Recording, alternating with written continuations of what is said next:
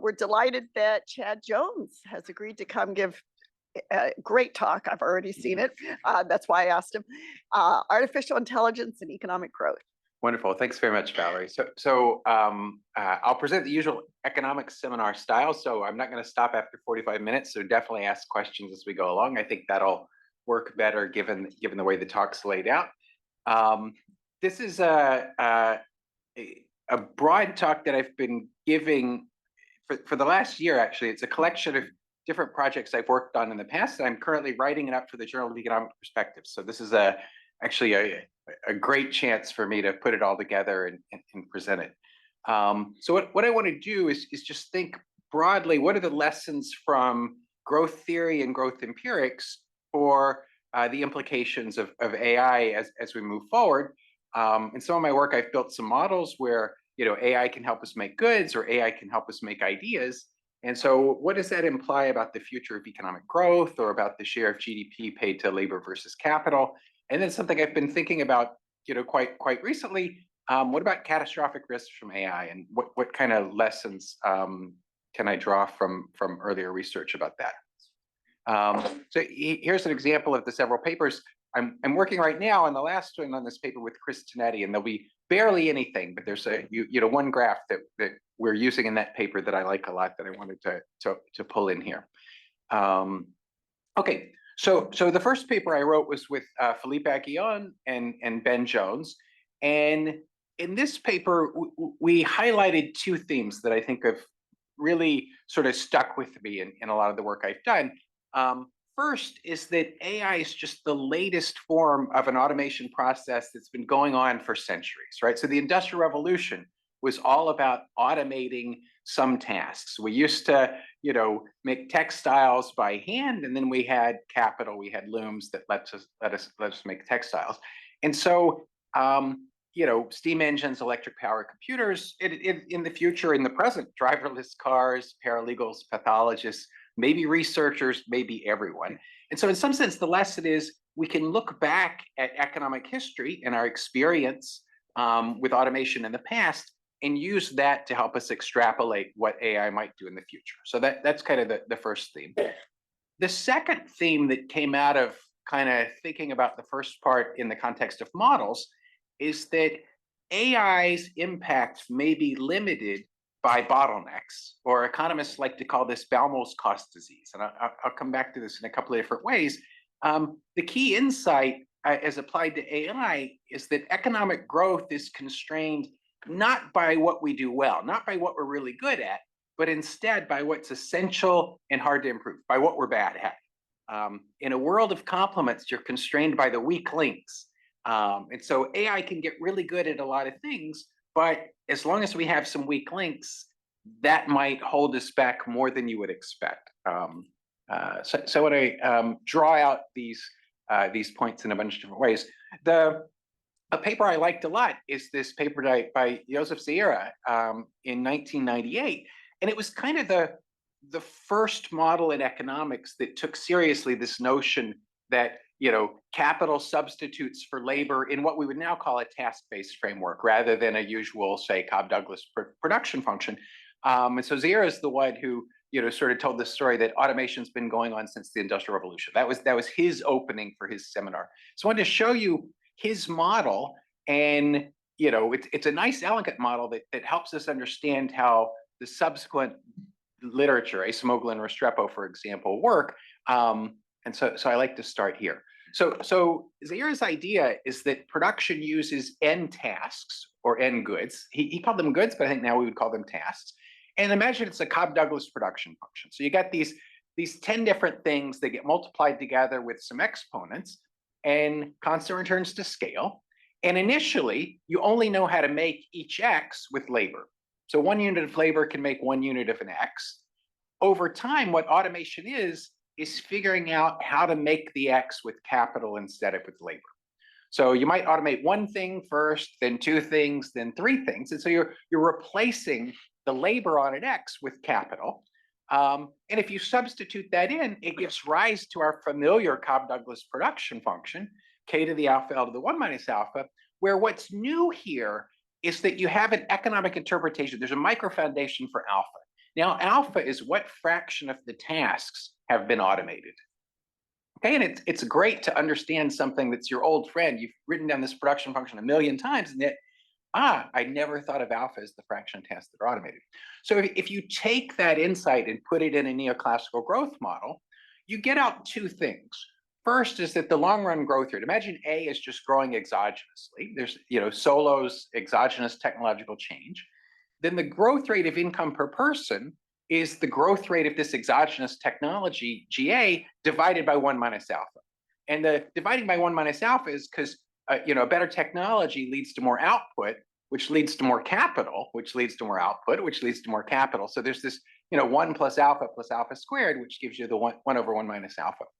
And so what's interesting when you look at it this way now is you realize, okay, the zero idea is a great idea, and yet it doesn't fit the data at all, because it implies that alpha should be rising as we automate more and more things. And automation's been going on for hundreds of years. But the capital share for the last, from 1900, say, until 1980, or maybe until 2000, one of the key Caldor facts was that the capital share was stable. And you could see from this equation, if alpha goes up, the growth rate should go up. So again, if automation's been going on in the last century, the prediction of the simple Zaira model is that growth rates should be accelerating and the capital share should be rising. And both of those go against what we saw historically. So Zaira's model was great, except for this problem that it didn't fit the data at all. Okay? My favorite graph, which is in every talk I've ever given, is this one, the straight line of GDP per person. So for 150 years, GDP per person on a log scale or a ratio scale looks like a straight line with a slope of 2% per year. So this ongoing automation should lead to rising growth. You just don't see it in the data at all. And I could have shown you the capital share as well. You wouldn't see that. Although interestingly, post 1980 or certainly post 2000, you do see rising capital share. So that's part of the reason why Zaira's idea is coming back. It was just a little bit too early, I think, relative to the data. Now, it would be consistent with a lot of historical facts of development up to a frontier. That's right. This graph, maybe this is one way of saying what Michael just said. This graph is true for the United States, but it's not true for any other country in the world, right? So Japan was 25% of the US until after World War II, and then it rose to 75%, a big transition path. So this graph is unique to the United States, and trying to understand it is useful. But all it takes is one key example to disprove something, and so I think it's helpful for many reasons, but that being one of them. Okay, so Acemoglu and Restrepo did just foundational work building on Zaira's model, partly to engage with these counterfactual predictions that the Zaira model made. They have sort of new tasks being introduced that are done by labor, and so maybe the fraction of tasks can be constant. They thought about an elasticity of substitution different from one, so make it CES instead of Cobb-Douglas, and get lots of a top 5 journal article every year for the last 8 years, right? So just incredibly productive. There's some related work by Emu and Olson, and then a paper by Ben Jones and a graduate student at Leo that I'll come back to in a second and talk about. But Can I ask you? yes. So what is it unique about the US? Is the stability of the relationship, of the linearity? I'm thinking about the structural transformation literature, where we know there's a student here at Stanford working on it, that the transformation peak in the shift from agriculture to manufacturing is becoming earlier, is less pronounced, and economies seem to be moving to service a little quicker, and so that gives you a burst of productivity growth early on. But it's rich countries, or the US in particular? Yeah, no, I'm mainly concerned with the Zaira model doesn't match the US at all. And so there's something wrong with it. And Acemoglu and Restrepo, in some ways, you can read what they're doing is trying to write down a model where automation is ongoing, but you kind of get a graph that looks like this. Your point about the structural transformation is a great one, because it makes clear how surprising this fact is, right? So, the agriculture declining from 50% of GDP to 3% of GDP, manufacturing rising and then falling, the rise of services, each of those industries having different productivity growth rates. Your guess would be those composition effects should have a first order effect, and yet this is the fact for the aggregate. And so Yeah, that's what I mean by this. This is a graph that keeps on giving. The more you think about it, the more puzzling it is.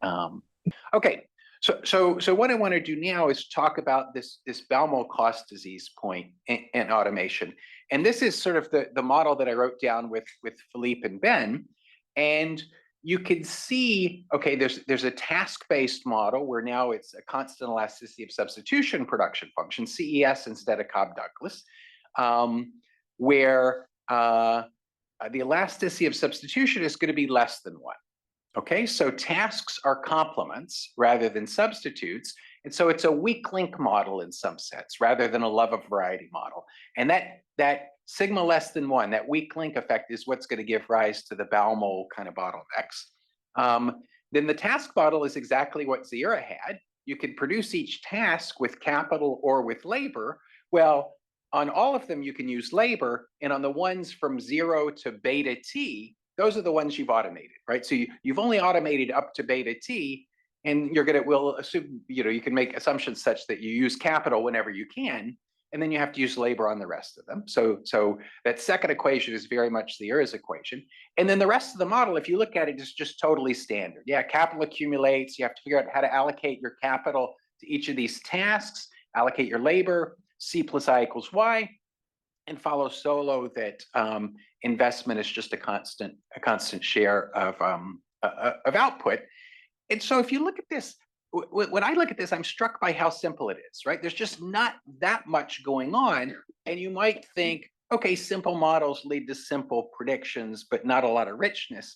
And in fact, this model leads to a great deal of richness. And if you ask why, I think what's going on is this task framework with an elasticity of substitution less than 1 between tasks gives rise to a rich interaction between complementarity and substitution. We've got complements on tasks, so a weak link model on tasks, and yet capital and labor are perfect substitutes on the tasks that we've automated.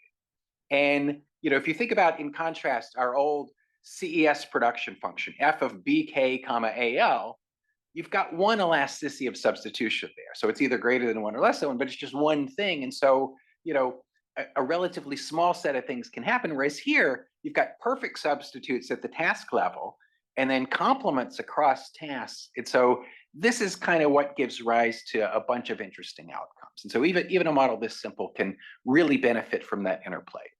Okay, if you look at this setup, the tasks are all symmetric. And so wherever you can use capital, you're going to use capital, and you're going to use the same amount of capital. So KIT is going to be KT, the total amount of capital, divided by the number of tasks that have been automated. And the number of tasks that have been automated is beta. So KIT is going to be K divided by beta. LIT is going to be L divided by 1 minus beta. 1 minus beta is the number of tasks you use labor on. And so if you substitute that in, let me just show the next equation that I'll get John, you get this is the reduced form outcome of what I just said. So Chad, you're defining tasks in some proportionality so they can just be additive, right? So just add the numbers. Well, So form a task that maybe instead of doing it for 2,000 hours a year, doing it calculate as 1,000 hours, because that fits. How are you just adding up and look at the fraction of tasks rather than the value added from the task? So good point. So the value added from the task is going to be incredibly important here. It's just I've assumed everything's symmetric. So I've assumed all the tasks are kind of the same. So the symmetry makes the math simple. In no other paper does anyone ever make that assumption. Normally you put alphas in front of, say, each task. And so some tasks are very important, some tasks are less important, and that alpha plays a useful role. I've just left it out here because it's not the first order thing I wanted to emphasize. But then how do you speak to the Baumol issue of what's essential if you've just defined them all to be equally essential? Yep, hold that thought. You'll see. Yeah, John. I would have thought when capital is really scarce, you would choose to use labor on some tasks. Yeah, that would be the case here. When I say there's some assumptions, so whenever you can use capital, you want to use capital, it's saying capital is sufficiently plentiful, right? If labor is the really scarce thing, you got enough capital, it's basically, what's the wage relative to the interest rate? Yeah. So that assumption's buried here, but it's not important. Okay, so if you use that symmetry, Ki is K over beta, Li is L over 1 minus beta, you get this CES production function in capital and labor, right? But where interestingly, now you can see there's a green beta and a purple beta, right? So beta plays two roles, and it plays the same two roles on the labor side, but let me just focus on the capital side. On the one hand, as you automate more things, as you increase beta, you use capital on more tasks, and that's a good thing. You're able to use the plentiful factor on more things. That's the share parameter, the green beta. So that's gonna tend to let's say go in one direction. But importantly, the purple beta says, okay, you're taking whatever amount of capital I have today, and you're spreading it over more tasks, right? So capital per task goes down, and that's the purple beta. And the same thing's true for labor. On the one hand, labor's getting squished on fewer and fewer tasks as beta rises. That's the share. On the other hand, since labor's working on fewer tasks, labor per task goes up. Okay, all right, so fine. If you take that expression and add up the exponents in the right way on the beta, what you get, interestingly, is you get our old-fashioned CES BKAL, right? So you can write this as the old-fashioned CES production function with some B and some A, where in this case, the B and the A depend on automation, right? They depend on the beta.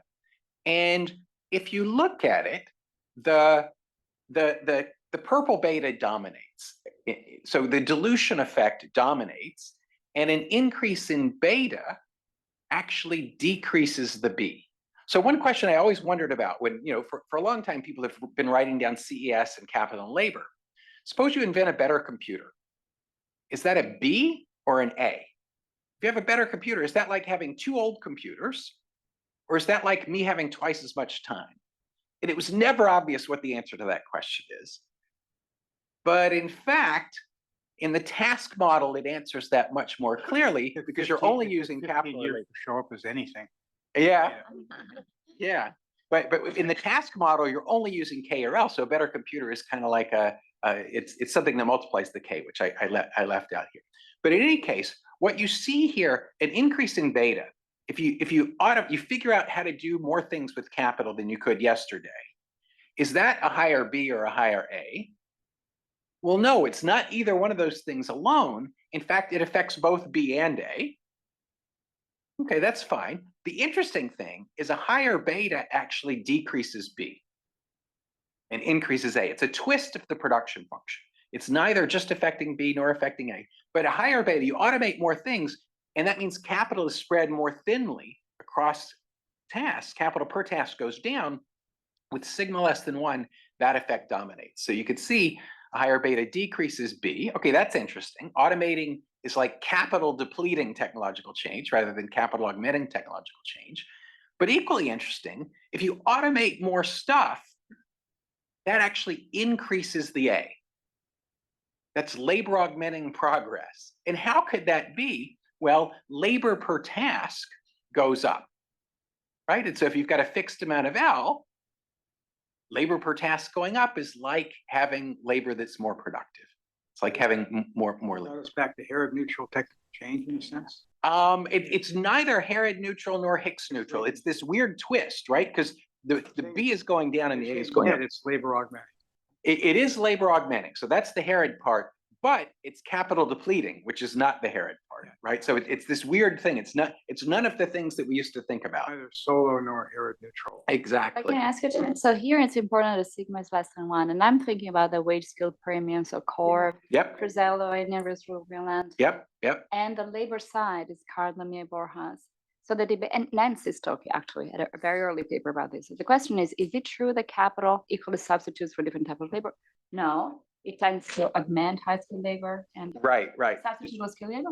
So but there is this huge debate that is not really in a classical proper framework. Yeah. This way, but how to account for? I think the modern interpretation, so the Cruzello, Haney, and Rios Rule Violante was a great paper, the Katz and Murphy on skilled versus unskilled labor. So we've played around with, as a profession, adding more factors here. And you could have K and H and L, for example. I think the consensus, such as it is, view of how to do this is capital substitutes less than 1-for-1 with labor. If you're only going to have one type of labor, that's the way to write it down. Skilled and unskilled labor substitute more than 1-for-1. And yeah, is there a capital skill complementarity or an equipment or computer skilled labor complementarity? You could have 4 factors. So here I only have 2. And this, I think, is, if people who've estimated, here's another way to say it. There's a long literature trying to estimate the elasticity of substitution between capital and labor. 98% of those estimates are less than 1, very much consistent with what I've got here. And then, I mean, thinking about this historically, as Larry Katz used to point out, there was capital low skill complementarity in the automation that occurred with the assembly lines. So Yeah. So I don't have high skilled, low skilled labor. I am going to show you that one graph I'm pulling from my paper with Chris is exactly on this point. So I have some evidence that I find really intriguing on this point that I'll show you in a little bit. Steve. So I guess we're focused on the automation here, but I was also thinking the other thing since the Industrial Revolution might be an expansion in the range of tasks, right? To the extent which then is also going to matter for the distribution if those new tasks are initially performed by labor. Yeah. This is also something that I talk about in my paper with Chris. That's not here. So importantly, if you want new tasks, you have to add them in a place where there's substitution. You can't add them in a place where there's complementarity. Because remember, on the production side, tasks combine with elasticity less than 1. So it's a weak link model. It's not a love of variety model. So adding new weak links is bad for output, not good for output. So you wouldn't want to add new tasks. So in the work with Chris, what we're thinking about is we're adding something we call procedures, that you need to put the new tasks in the K plus L, yeah, right there, in the K plus L substitute equation, right? And what you could say is, we definitely have to till the soil. If we're making agriculture, we have to till the soil. We used to do it with hoes, then we did it with plows with ox, then we did it with plows with tractors, now we do it with fancy GPS, whatever. You might call that those new tasks or something. I'm going to call tilling the dirt is the task. And then we've invented new ways of doing it. That's showing up in the substitutes equation. And so that's the way we're thinking, and we call those new procedures. So that's the way we're thinking of what people commonly call new tasks. I'm just missing the really basic intuition. So stuff gets automated, and then we allocate more labor to the remaining stuff.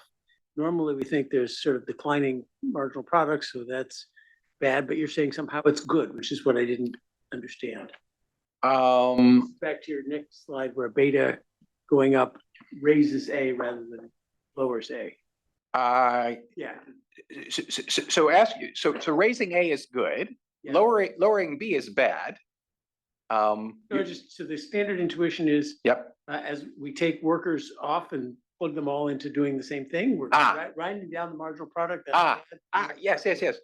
What's wrong with that intuition? So that's very true, except for the fact this is a weak link model, right? You're limited by the stuff you're bad at. The stuff you're bad at is the stuff that uses the scarce factor, which is kind of labor here.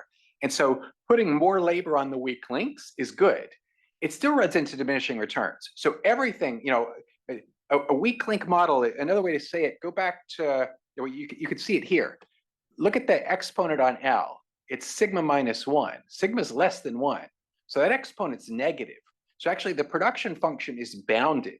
If you had infinite amounts of labor, you'd still get finite output. So there's really severe diminishing returns to capital and labor here. But, having more labor on the stuff that you're bad at, the weak links, is actually still beneficial. So the marginal product's falling, but, relieving pressure on the weak links is a good thing.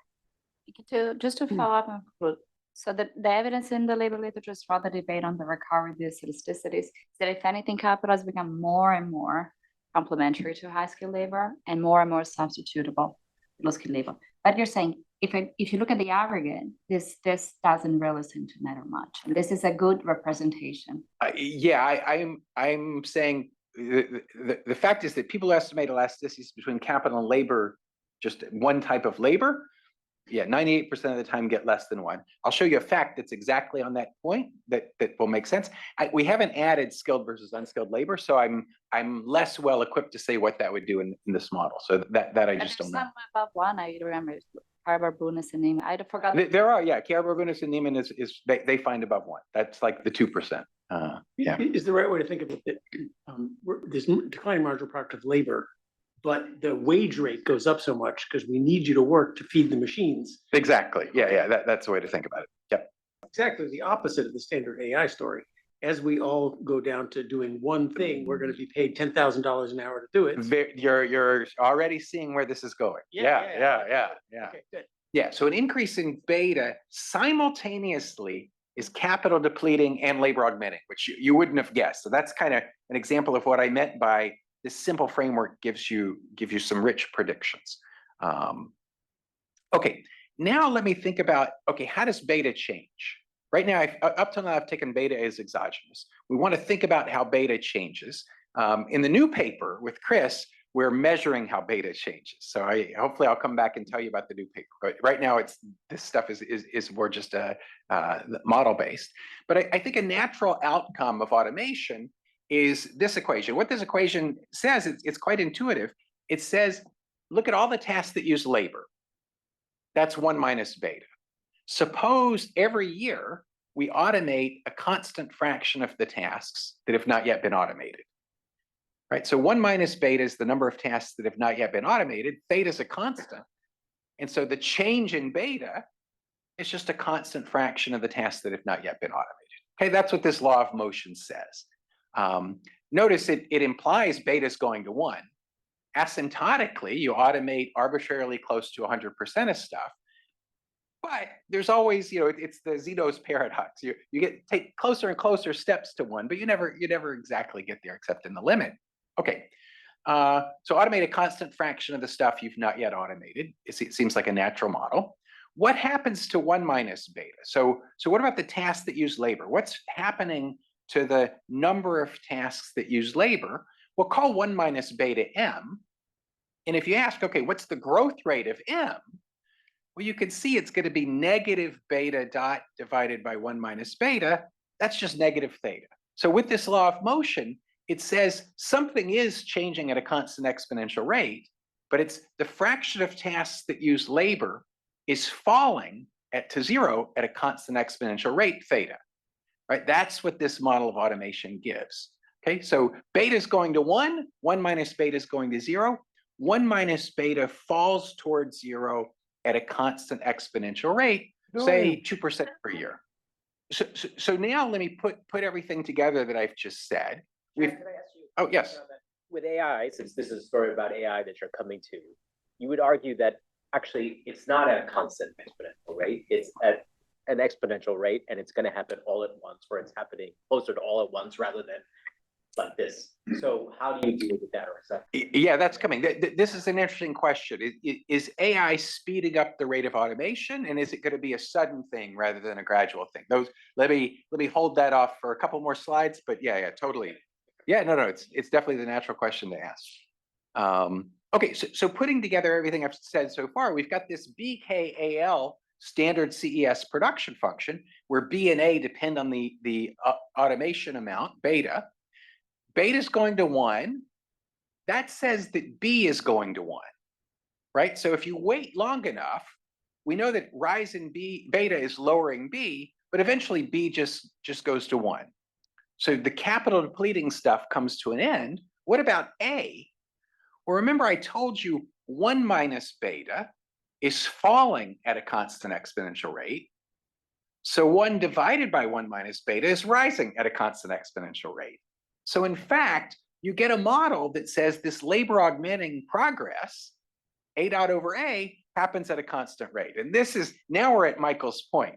This model says if you wait long enough, despite the fact that you can change B and change A, in the long run, B is constant and A is growing at a constant exponential rate, which is exactly the Herod neutral technical change that Yuzawa needed if you want a balanced growth path.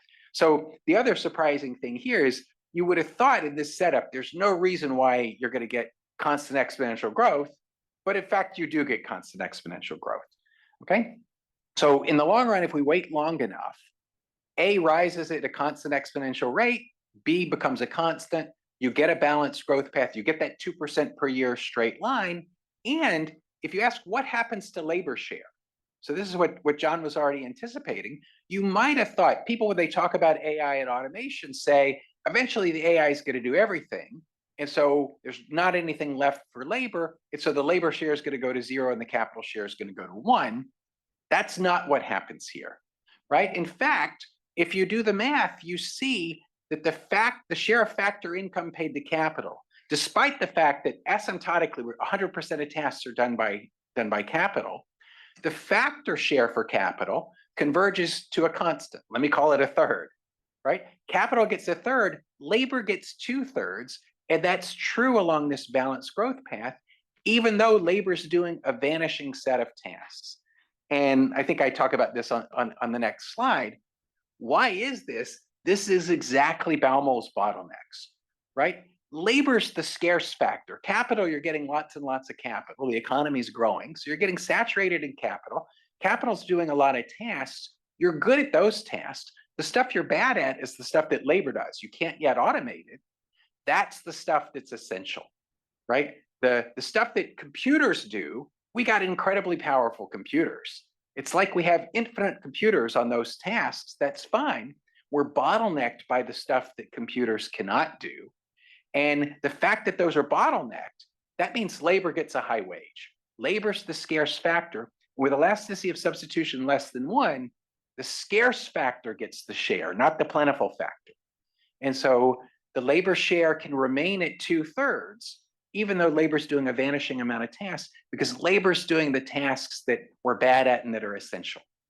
And that's, I don't want to claim that's definitely the way the world works. What I think is kind of what John realized. It's just interesting. If you just write down a model that doesn't seem like a crazy way to think of the world, you do get that automation, computers eventually do everything almost, but it's still the case that labor's, doing the weak links that preserves its share and preserves high wages and everything else. Steve. I think that the labor is mobile across the task. So I was thinking, in reality, you might imagine it's very bang bang here, but you might imagine that initially some displacement of workers, it takes time for them to reallocate. So thinking about the kind of distributional consequences of automation, that could be very interesting, right? You need to smooth the model out a little bit, but that could also be very interesting. Yeah, no, absolutely. To the extent that programmers don't make good nurses and the programmers get automated away, the transition dynamics can be painful, and that's not here, but I totally agree. It's interesting. The complementarity is important. I was thinking, if all we're left to do is play string quartets, because people like to hear people play string quartets. Well, that's not essential in the production of other things, so that's not going to work. Yep, no, that trying to think through what that's exactly, you're thinking about it the right way. So the string quartets, I think it is the case that like my favorite example is Magnus Carlsen in chess, right? So my iPhone can beat Magnus Carlsen at chess, and yet chess has never been more popular. Watching humans play chess on YouTube, right? It's just it's never been as successful as it is, and so there may be some tasks that we reserve for humans. Now, the interesting question is whether those are complements or substitutes, because if they're substitutes, it gets paid nothing. But if they're somehow viewed as essential, so we choose to value things purely because they're done by humans, and we don't want to watch the virtual reality AI do the string quartet, we want to watch the human in person, then it works out, but it's an open question. So I have a later slide about that, but that's kind of already the gist of it. So one thing you alluded to briefly earlier, and I'm trying to follow how it all fits, and you drew a distinction, tasks and procedures, et cetera. But if you think in the context of much of the improvement in standards of living with new goods that weren't imaginable earlier. Right. And so if you think of those, maybe define a set of new tasks. And so what's going on with the new task, or think in the Hicksian sense of new goods we haven't developed yet, so we have the technology to understand the pricing of new goods not yet available, and all that sort of stuff. So how does that fit in? Yeah, that's another way to include new tasks. So I mentioned the new procedures angle. In the paper with Chris, we've thought about, we've worked it out exactly what you're saying. You could also imagine put another layer of substitution above my task model. So that's the production function for each good, but there are a bunch of different goods you can invent. You can come up with new goods, and then those new goods could be produced with new tasks that we haven't seen before. And that model's relatively tractable and you can get results, but Yeah, so you can write it down in such a way that everything I'm saying holds true, but that's not to say you couldn't write it down in a different way. So that's still an open question, I would say. But that's a very good point. Oh, yeah. I'm an outsider to this literature, but something that has struck me so far is that there's no state in this model. And we know that the state puts taxes on labor, puts taxes on capital. The state does things that might influence beta. Should I think of this as a model of a world with a minimal state, or is the state implicit in the assumptions of the model, or what? Yeah, no, that's a great question. I'll say what my tendency is. It's not quite true in this setup, but I think this is at least one way to answer what you're saying. I tend to like to write down what are the possibilities, what could happen, and what's the best we can do. So if we had a state that did all the right things, what's the best we can imagine? And then I'm not going to say, does the state do the right things or not? I'll leave that for other people. So that's kind of the way I'm approaching this. I don't have, yeah. So you'll notice I said capital and labor are allocated perfectly. There's no misallocation. There are no taxes that are screwing things up, and that's the setup here. It's not to say those things aren't important. It's just they're off the table for now. If we did things right, what could we hope the world would look like? What's the best outcome we could hope? No financial markets. Yeah, no financial markets. I assume they work well to get the optimal allocation. Yeah, but those other questions are very interesting for sure. They're just not here. Oh yes. Yeah, sorry, quick question.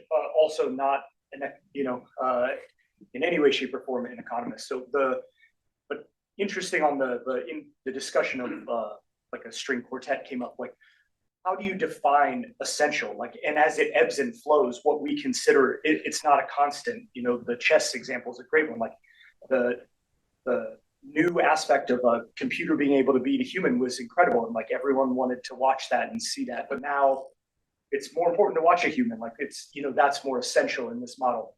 Does that matter? As once we automate something, can it go backwards? And does it matter not being constant? Yeah, no, I like that question. What I like about it is I think it highlights a theme that I mentioned at the start, which is the nature of the interaction between complementarity and substitution is really important, between love of variety, the expanding variety that Michael mentioned, and weak links. So that's another way to think about it. And in non-task-based models, typically you only have one kind of elasticity, so you can't even talk about that.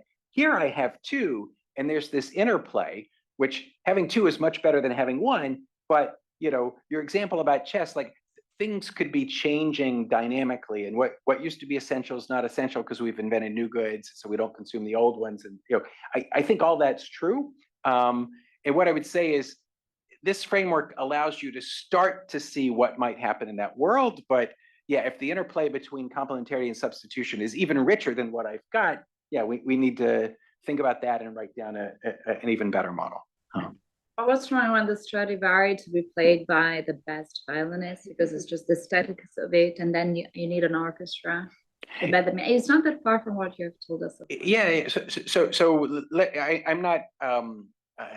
I'm not such a great fan of string quartets. I'm more a fan of Taylor Swift. So the way I like to think about it is in this future AI world where everything's automated.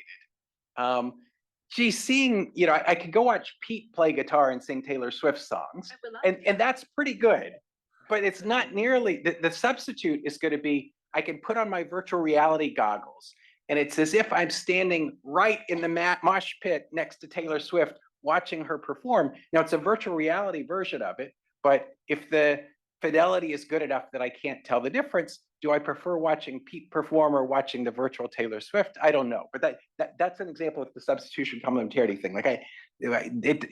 That's an interesting question to think about along these lines. Certainly get crowding at her concerts. Yeah, no, but yeah, not in the virtual one. So, and even Pete and I can be there together watching Taylor Swift virtually. So that's all the more. Okay.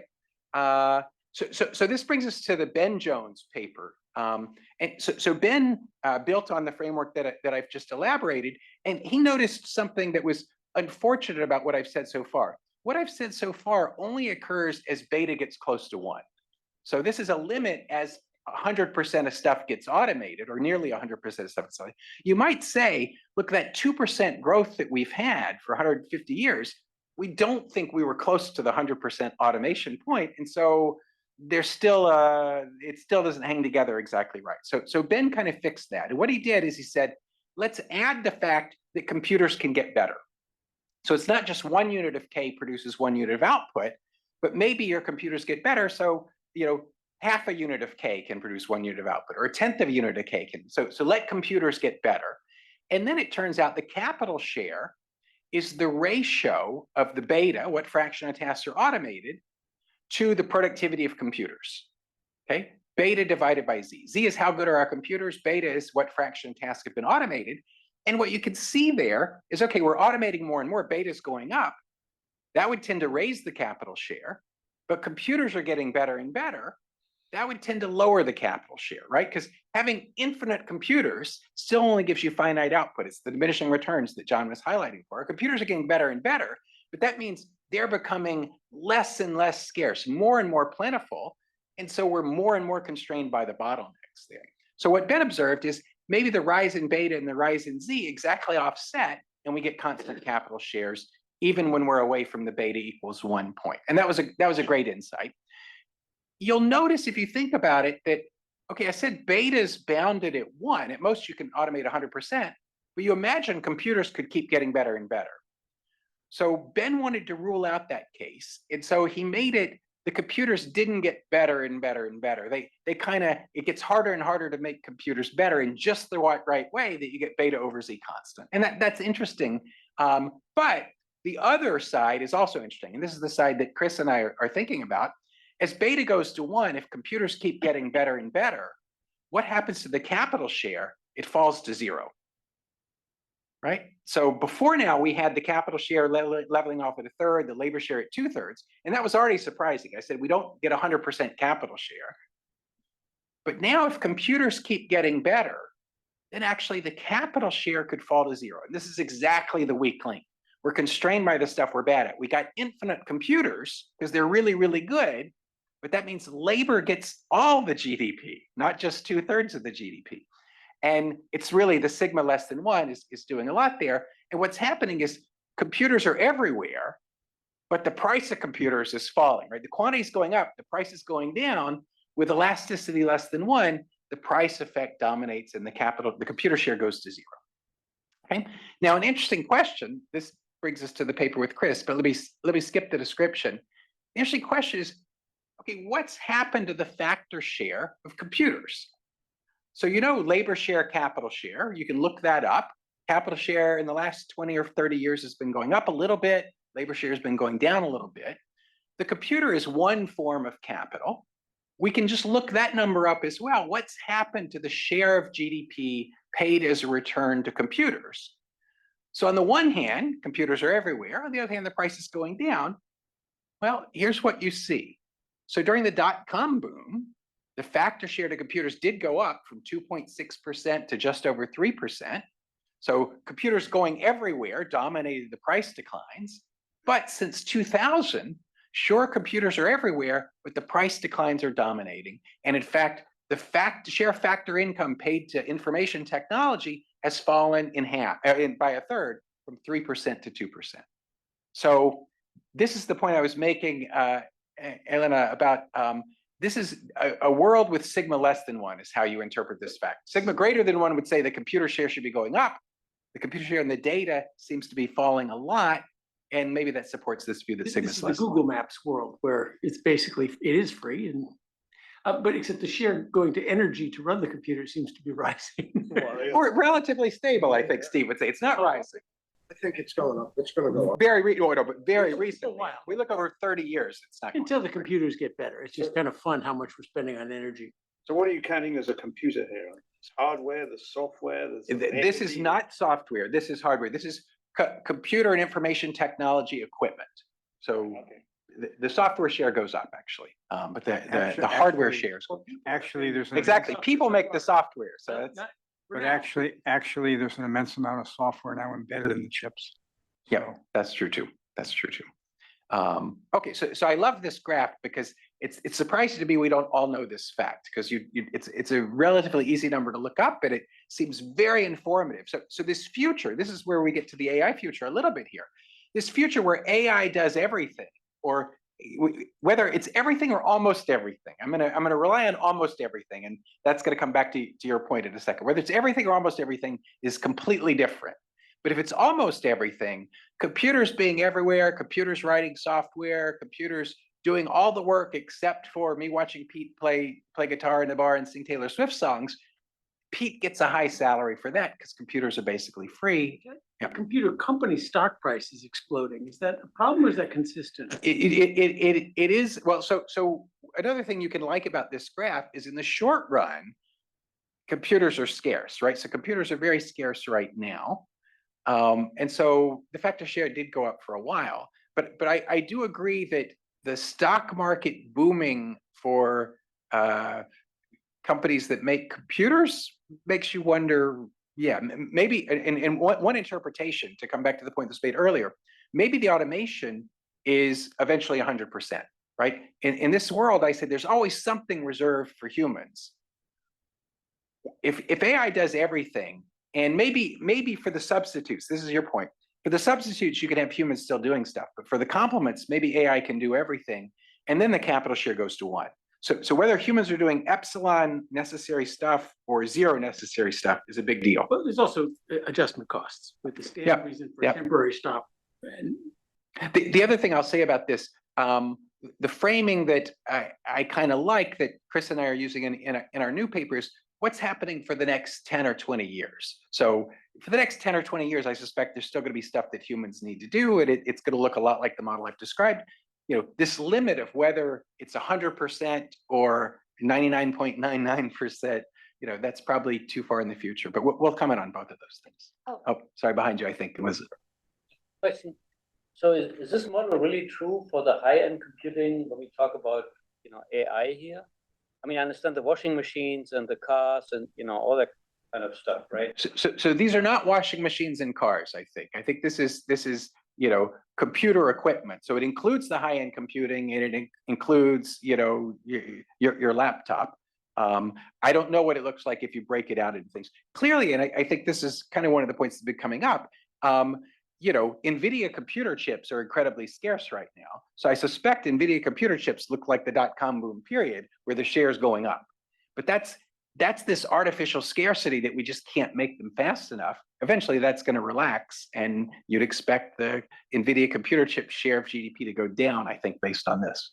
So we talk about AI. I mean, how do you fold in these ideas? This discussion about DeepSeek, right? You know, suddenly you get a model, even on a less worthy chip, that's highly effective. That represented here? I mean, do you kind of, when you're planning, in your foresight, can you plan that into the model? Yeah, I haven't talked that much about AI yet, but yeah, that point's not going to be one I engage with. I think, you know, that the AI models are getting better and better and better, and the fact that you're able to do it even more cheaply is only supporting this point, right? It sort of says, you know, are you so sure that OpenAI is going to be able to maintain a huge margin if there's an open source model that comes 2 months later that's 95% as good? It seems like the margin you could charge for is, you know, the Bertrand, you know, thing. And are those margins large enough to support the market values of these companies? Who knows? It probably works out, but I think that's a fair question to ask, but not one I really engage with in this paper. Ask you very quickly if I understand the graph correctly. So what does it take to get a stable 1/3 capital income share if this is going down so much? Well, so the capital share is even going up, right? So something else must be going up. Do we know? Non-IT capital. You know, yeah, I haven't looked that closely. I don't know. It's a great question, but yeah. I don't no reason to doubt the veracity of the figure, but when it starts, when I took John's class in graduate school, that's mostly mainframes, right? That are consuming that much their factor income share, right? 85 are the early days of PCs, reasonably early days of mini computers. That's mostly mainframe. I just find the graph itself fascinating. The factor share is less now than it was when it was really just about mainframes. Yep. No, I totally, and computers are everywhere. The number of computers, the number of chips, the number of flops we're doing is like orders of magnitude more. That means they get cheaper, and which effect dominates? Evidently, the cheaper dominates, and that's very much a sigma less than one view of the world. You did mention quickly, oh, I'm sorry to interrupt, but it's just on this point, Sure. that the factor share of income for software is going up. Yep. So the question that I want But when you get to AI, Yep. is AI software or hardware? Yeah. No, I think I would say what John sort of alluded to briefly when we mentioned that point, which is AI is currently very human intensive, right? At least until last year or the year before. And 5 years from now, you don't think that'll be the case. You think it'll be hardware intensive, and then it probably looks like this. So it's true in the data, the software share is going up, but maybe it's like the .com boom for computers. And if we, yeah. So but anyway, I agree that this graph is just very thought provoking, which is why I like to show it. You're gonna get back to AI and ideas soon? Is that where you're headed? Yep. AI and ideas. You called it, right? Here we go. Exactly. Okay. So an interesting question that's not here yet. What if AI automates the idea production process, which I think is what we envision could happen, right? How do you think about it in the model? And a simple way to do it is, let me go for the production of goods and services. Let me forget about automation. So I'm gonna put it all on the ideas instead of in both. And the paper with Chris is putting it in both. But this is just to keep it simple. So goods are just produced with labor, but ideas now have this familiar CES production function across tasks. And the tasks, it's just like what we saw before. The fraction of beta of tasks are done with capital, 1 minus beta are done with labor, and A is the number of recipes in the cookbook. The change in A is the number of new recipes. So A dot is the number of new ideas. And so this model also allows old ideas to be useful in producing new ideas, right? That's the A to the phi. So phi tells you how helpful are old ideas in producing new ideas. Okay. All the work we've done carries over, so you get an F of BK, comma, I'm tempted to call it A times L, but I've used A for ideas now, so I call it C instead. So C is the labor augmenting term for the idea production function, and S is scientists rather than L for labor, but it's just S is people. S is people producing ideas. So you get the same F of BK, comma, CS in this case, where B is the same as it was before, 1 over beta, and C is 1 over 1 minus beta. Okay, so it's exactly like what we saw before. Now notice this, with sigma less than 1, the scarce factor dominates. Even if we had infinite computers, this F would be just C times S. And without infinite computers, the F is just proportional to C times S with a constant that, you can see BK is going up faster than CS. So computers are becoming more and more plentiful, capital is becoming more and more plentiful. So this production function of ideas is sort of proportional to C times S. In the long run, that's true. So with continuous automation, this idea production function eventually looks like A to the phi times C times S times a constant.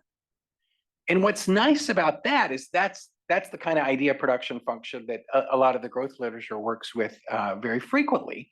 We know how that one works. If you ask what happens to the growth rate of A in that framework, well, basically people are producing ideas, or effective people, C times S, effective people are producing ideas. And if you want A to grow at a constant rate, then A dot is proportional to A. So A dot grows at a constant rate. And in the long run, the growth rate of ideas is the growth rate of effective researchers, GC plus GS, divided by that 1 minus phi parameter. The growth rate of ideas is proportional to the growth rate of effective researchers. There are lots of things interesting about that. In my models, the GC is 0. And so population growth, how fast do scientists grow? They grow at population growth. So the population growth rate plays a key role. Here you'll notice, even if GS is 0, even if there are a constant number of scientists, the constant number of scientists gets squished onto a smaller set of tasks that are essential. So scientists per essential task rises exponentially, and that can sustain growth here. So you get this boost from continued automation. And just as we saw before, what's the growth rate GC? Well, GC depends on the automation rate theta divided by 1 minus sigma. So theta, remember, is just as before, what fraction of tasks get automated each year? What fraction of the labor tasks get automated each year? And so now you can see a couple of things. First, the automation of the idea production function has presumably been going on for 100 years. right? All of us in this room remember writing papers 50 years ago. It was a very different process, right? So a lot of stuff has been automated, and yet 2% growth. This model predicts that if you've got a constant automation rate, GC is constant, GS is constant, then you get constant growth. So even though automation is going on, you can get constant growth. Now, one of the things you might realize is maybe AI is going to speed up the automation rate. And in the paper with Chris, we see some evidence of that. So I think it's plausible to think AI could cause the automation rate to speed up. And then if theta goes up, that accelerates growth. So that's one way you could get accelerating growth in this framework. But it's not enough to say the automation rate remains constant. Then maybe you have ongoing automation without any speed up in growth. But if AI speeds up the automation rate, that could raise growth. The other way is, this is coming back to the point that was made earlier, you might suppose instead of that beta dot equals theta 1 minus beta, suppose all research gets automated. Suppose the AI can do everything, AI plus robots, right? Do all the experiments and produce knowledge. Then there's no labor on any task. And then you kind of replace that C times S with a K. Right now, machines are producing ideas rather than people producing ideas. And if machines produce ideas, then it's different, right? If machines give you more ideas and more ideas gives you more machines, and you've got roamers increasing returns because ideas are infinitely usable, then that's a virtuous circle that explodes. And you can show formally, you can get, infinite income in finite time if there are infinite number of ideas to be discovered. If not infinite ideas, you discover all the ideas very quickly, and then you've got an AK model where growth is still extremely fast. So what's interesting about this framework is, again, what I was saying, whether 100% of tasks are automated or 99.8% of tasks are automated, you get very different outcomes. It's really, that difference really, really matters. And it's very hard to know which of those possibilities is there, but this view in Silicon Valley among the AI extravagances, which I consider myself partly a part of, this explosion is totally possible. And that's surprising to me because I'm a straight line 2% guy, but it is definitely possible. Valerie had a point too. He's been waiting for. Oh, great. Sorry. Thank you. And then Like 3 days ago, OpenAI made like a statement saying that all their models ingenuinely, they are hallucinating. So there is not like a way to avoid hallucination in any LLM. So how, for example, this model can account, for example, to ideas that are wrong. So for example, you generate a bad idea and then you take it for generating new ideas, and then you have a chain of wrong statements and wrong ideas. How? Yeah, no, I think one thing I find helpful there is to ask, are humans perfect at generating ideas, or do we hallucinate too? We hallucinate all the time. Science is incredibly flawed. We go down wrong paths all the time. Why does it work? Because we have competition and we have the scientific method. And we'll have competition with AIs. The nice thing about AI, it does hallucinate, but its hallucinations are IID. They're kind of independent. It doesn't hallucinate the same way twice. So if you ask the AI model 100 times, here's an idea I have, check it. Okay, maybe on 20 of the times it hallucinates, but the other 80 times it'll say, okay, no, this works or it doesn't work, and why. And so I think competition among the AIs, because these hallucinations are IID, is a way to get science the same way, humans are imperfect. So I see the analogy kind of that way. The AI committee is going to be the answer to. So I have a point to make, which is, to me, the most fundamental thing about AI and the AI discussion is the uncertainty. And the most basic form of uncertainty is it's just not possible to know what it's possible to know.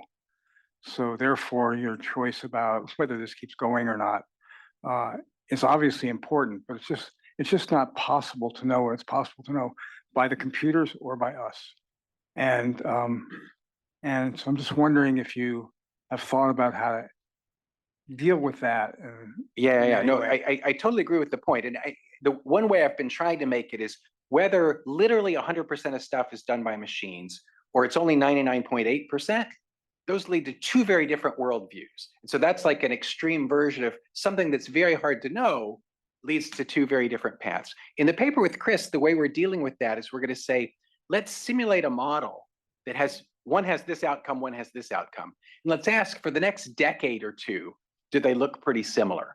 And I'm hoping that they do, because I think that would be a way to say, okay, we don't know what's going to happen in the very long run, but for the next decade, it's not that sensitive to which of these worldviews you hold, and that seems useful. The other thing is a huge amount of the attention and a lot of the bucks right now are going on LLMs.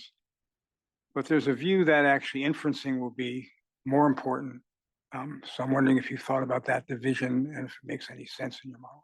Yeah, not so much. I mean, here it's really a question of, can AI invent ideas, and what tasks does AI help us with, and which algorithm helps us do that eventually, I think is not something that I totally engage with, but I do think the algorithms are getting better and better, and it does seem like, kind of like my answer to the previous question, they're kind of ways that clever computer scientists are finding around these problems, and I feel like it's your best prediction is probably going to get better and better for the next 5 or 10 years, and building that into your worldview is probably a useful thing to do. Your example, your Taylor Swift example, though, it sounded like consumer preference drives what becomes the weak links, not anything else. Like, we like this, and therefore it's a weak link and can be labor and humans, as opposed to anything else. Yeah, I would put that at the very far off.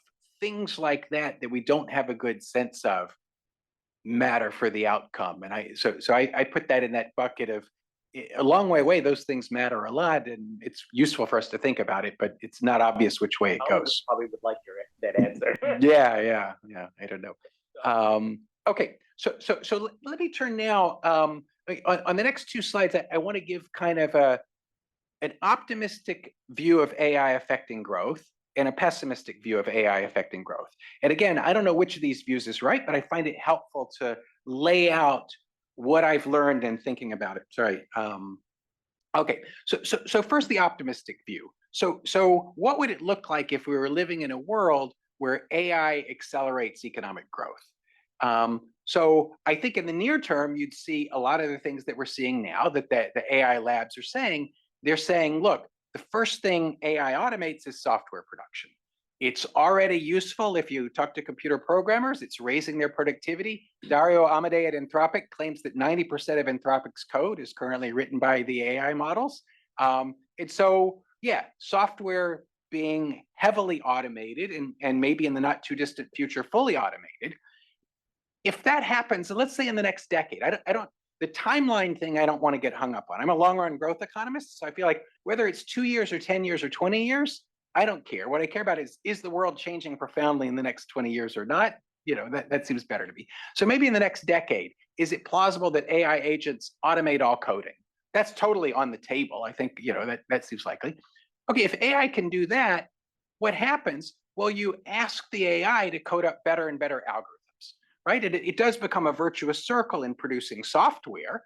And these ideas, these algorithms are infinitely usable. So once you come up with a better one, you use it on 1 billion computer clusters to create even better algorithms, right? So you kind of get this explosion of software. At the moment, my understanding of AI is it collects a human written database, gives you the best that a human has written, but doesn't yet come up with new algorithms to do something that humans haven't come up with. They're working on that. So it does sometimes, right? So we've seen it. So the AlphaGo moment where Lee Sedol's playing Go and the AI does move 37 that no human would have ever played. The way that AI model was trained, it wasn't trained the way LLMs are on human. They didn't watch a bunch of humans play Go. Instead, it played itself over and over again and came up with new knowledge. They're definitely, the labs are, to Michael's point, the labs are building this in now, and they're trying to say, okay, let's let the AI experiment and have this reinforcement learning. So you give it a goal and then it can exactly. That's a different thing than it just goes out and finds how somebody else programs data to do. Exactly. And they're very much, that's the thing they're doing right now and for the last 2 years. So Chad, Hoyt Blakely. Oh, great. Hoyt. I'd like to ask a question. Hi, Chad. Great presentation. The one thing is I'm curious about is whether a physical quantity, you have predictions for physical quantity like floating point operations, which is something that is perhaps testable in over the next 10 to 20 years. Is that going to be super exponential? I worry. Yeah, Moore's law is that it's, exponential at 35% per year for the last 50 years, right? So the number of transistors we can fit on a computer chip has grown by 50 million since the early 70s. A factor of 50 million is basically infinite to me. So I think we're saturated in computers now, evidently not because of data centers and everything else, but yeah, I think that's an example of the kind of thing, and that actually transitions nicely to the next thing. Once you automate all software, just to follow up, the Moore's law is log, so that's exponential, but we're also increasing the capital stock. But we're also constant exponential growth.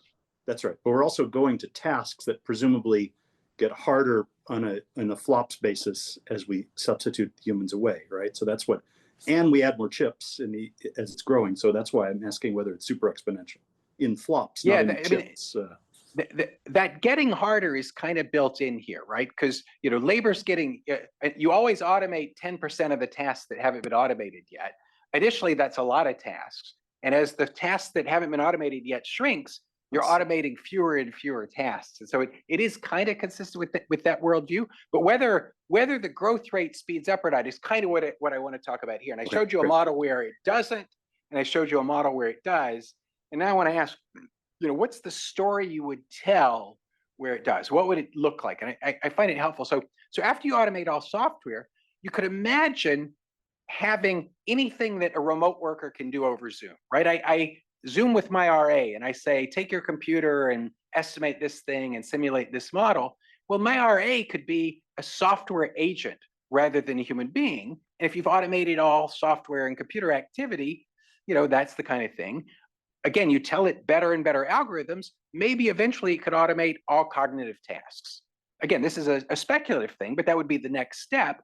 Cognitive tasks include inventing not just better algorithms, but better computer chips. This would get to Hoyt's point. If we accelerate the production of computer chips, better robots, design better robots for me in virtual reality land, and then we can build them in the real world, better medical technologies. I think an important class of ideas are these medical ideas. And then when you have good robots run by AI, you're automating physical tasks as well. You automate all the cognitive tasks and all the physical tasks, maybe except keep playing Taylor Swift songs. Does that raise growth rates substantially over the next 25 years? Yeah, I would imagine that would, right? So that to me is kind of the scenario that the accelerationists or the most optimistic people about AI kind of see happening. And it's not clear to me where it breaks here. It definitely could break, but this is not an insane story, given the kind of model that I wrote down before. This could happen. Let me give you the pessimistic take as well, though. And the pessimistic take comes from lessons from economic history. So first, one of the key lessons by Paul David here at Stanford, by Eric Brynjolfsson, also here at Stanford now, is that everything takes longer than you expect, right? You automate, the steam engine goes to electricity, or computers are everywhere, but in the productivity statistics, it seems like those changes take decades, maybe half a century to show up. And it's probably true that AI is going to take a while too. There are all these complementary innovations that have to occur before you can incorporate AI into every business in America. So that probably doesn't take 2 years. It's probably a couple of decades. That's one point. The second point is that straight line graph. So that straight line graph I showed you, the Moore's law of economics, GDP per person straight line on a log scale. Think about all the technologies that were developed and diffusing during that 150-year period, right? At the start, electricity was, barely there, diffuses throughout the economy, radically changing the economy. Internal combustion engines, transistors, semiconductors, information technology, the internet, smartphones, all these big major innovations occurred and diffused throughout the economy, and yet straight line 2%. Right? So one view is, okay, within any general purpose technology, ideas get harder to find. The steam engine runs out of steam, and to maintain the 2% growth, you need to invent electricity, and then the transistor, and then the semiconductor. And so maybe those great ideas are what kept growth from slowing. The natural thing is for growth to slow down, but we kept coming up with great ideas. And in that view, maybe AI is the latest great idea that lets us stay on that 2% trend for another 50 years. Okay. That's very much consistent with the history. That's also a plausible worldview. Between these two worldviews, I don't know what's right, but it seems to me those are kind of views that intelligent people can hold. And, reality is going to be somewhere in between. You gave a paper here, and I think it was in year 2, what are we going to call it before AI, AAI, where you said we're running out of ideas and growth is going to be terrible. Yeah, And absolutely. there was a discussion, well, maybe some new idea is going to come along. Is this the one that some fundamental steam, you were saying the steam engine, kind of really running out of ways to make the steam engine better. Yep. And we said, well, maybe diesel engines are coming along. Yeah. No, that's our idea is getting harder to find papers. Exactly what I have in mind when I'm talking about this view of the world. Yeah, it took new big general purpose technologies to maintain the 2% growth. And even those, I will say, even those get harder to find the way we defined it in that paper. The history of technology has a lot of examples of what the original use the inventor invented, water in the steam engine, steam motor was taking water out of coal mines. Yep. Marconi was trying to compete with telegraph. In any event. So it would suggest that having a flexible dynamic economy where entrepreneurs can keep doing this, funds can flow in, there's some creative destruction, all that sort of stuff. Absolutely. Again, how in Romer got my- the Nobel Prizes for good reasons, and I totally agree with that. That's kind of my view of how we've maintained 2% growth, but it's not based on a model, but Yep. No, that's think critically use that. important in all this. I think it's definitely in the underlying the graphs that I'm showing you.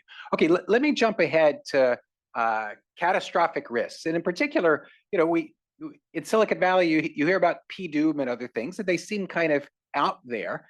I wanted to ask, what can economic analysis say about these risks? After all, it's interesting that Sam Altman, Dario Amodei, Elon Musk, Demis Hassabis, Jeff Hinton, Nobel Prize winners, the leading people at these labs, when they started working on this, they all said this technology could be more important than electricity or the internet, but it may be more dangerous than nuclear weapons. They very much take these risks very seriously.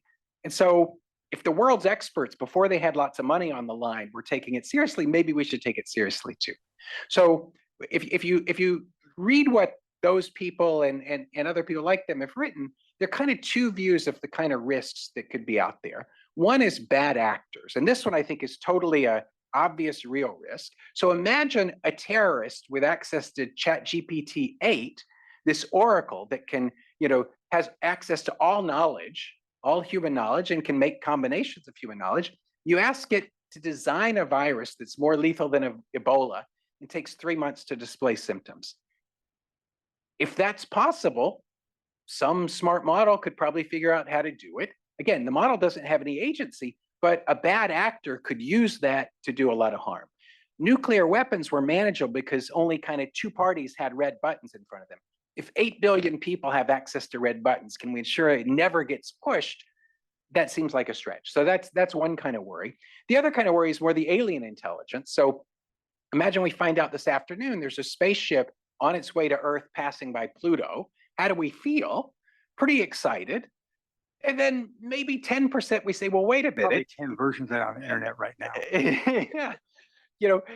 Maybe it doesn't end well for us. There's some chance it doesn't. And this computer scientist at Berkeley, who's the co-author of one of the leading machine learning textbooks, I was on a panel with him and he had this quote that I liked a lot. How do we have power over entities more powerful than us forever? And, is this something we might want to think about? I think probably yes. So how am I doing on time? I only have 1 more minute. I'm gonna skip the some of these findings here and ask the following question. So I think these risks are things we should take seriously. We ought to be spending time and energy and dollars to mitigate those risks, however large you think they are, however small you think they are. How much, arguably, should we be spending? And I thought this was a very speculative question that would be very hard to answer for a while.